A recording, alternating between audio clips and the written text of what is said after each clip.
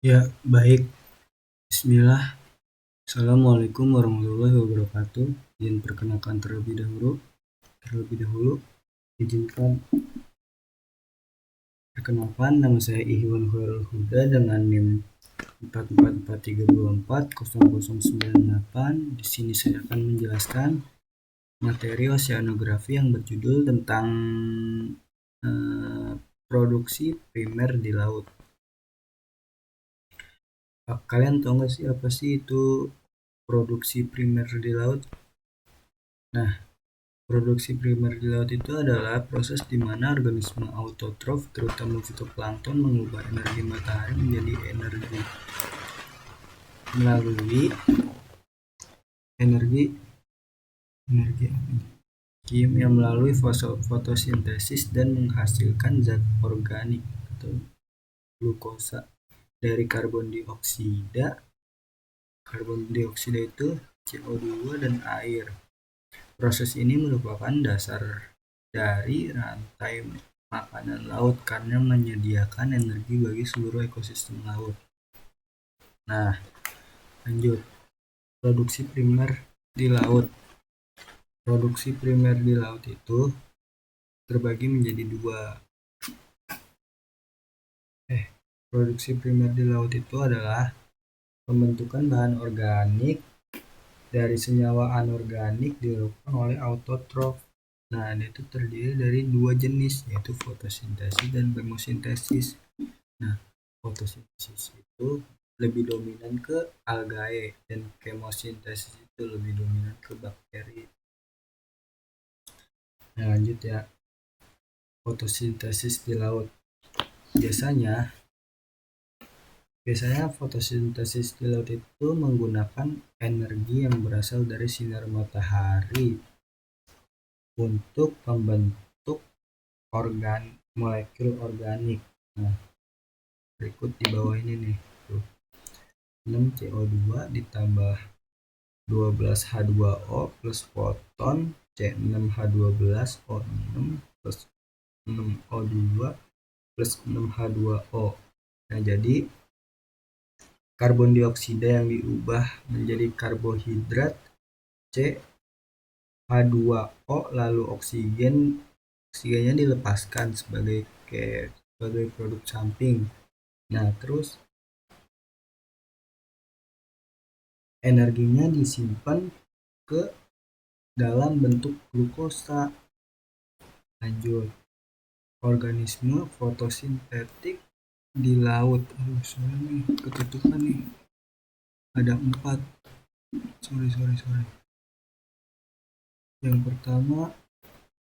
pertama ada fitoplankton. Fitoplankton di permukaan. Yang kedua ada mangrove. Yang ketiga ada lamun. 4 ada alga karang. Nah, fitoplankton itu ciri-cirinya biasanya gimana ya? Tidak tampak, dia tuh nggak nampak oleh mata secara langsung atau oleh mata telanjang lah gitu, karena dia tuh organisme yang mikroskopis, terus bersifat autotrof. Apa sih itu autotrof? Autotrof itu mampu berfotosintesis. Terus yang ketiga, mengapung di lapisan permukaan laut. Tapi permukaan itu apa sering disebut biasanya di zona fotik. Terus udah sih yang saya tahu, mungkin begitu saja. Lanjut, yang kedua ada mangrove. Apa sih itu ciri-ciri mangrove? Mangrove itu biasanya tumbuh di daerah pasang surut, mulai dari muara sungai hingga pantai yang berlumpur tuh biasanya mangrove tumbuh di situ. Nah, terus mempunyai akar napas atau akar tunjang. Apa sih fungsinya? Fungsinya itu untuk bernapas. Nah, terus kayak daunnya tuh tebal, terus bentuknya kayak berlilin gitu.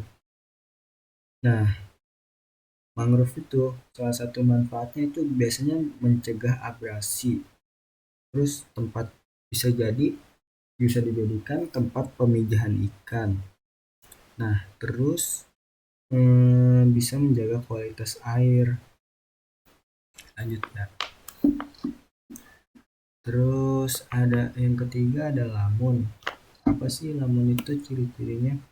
Lamun itu ciri-cirinya tumbuhan berbunga sejati yang hidup di bawah laut. Tapi dia beda dari alga. Terus memiliki akar, batang, dan daun sejati. Biasanya dia tumbuh di dasar laut yang dangkal, berpasir atau berlumpur. Terus mem- apa padang lamun tuh biasanya bisa sebagai habitat ikan dan biota kecil lainnya. Terus bisa mengikat sedimen dan mencegah erosi yang ada di dasar laut. Nah, yang keempat ada alga karang. Apa sih alga karang? Ciri-cirinya alga karang itu mempunyai ciri-ciri yaitu ganggang besar yang hidup. Ya, kan seperti dari namanya ya karang ya.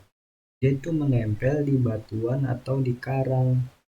Nah, dia tidak memiliki akar, terus batang dan daun sejati. Beda dari lamun. Kan lamun kan tadi mempunyai ketiganya ya. Nah, terus kalau alga karang itu tidak mempunyai ketiganya.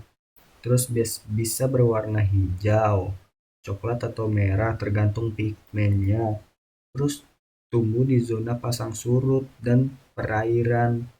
Tapi perairannya bukan perairan dalam ya, perairan dangkal. Udahlah seperti itu yang saya tahu. Mungkin ya cukup sekian ya dari saya. Kurang lebihnya mohon maaf, maaf ya ini jadi mohon maaf. Wassalamualaikum warahmatullahi wabarakatuh.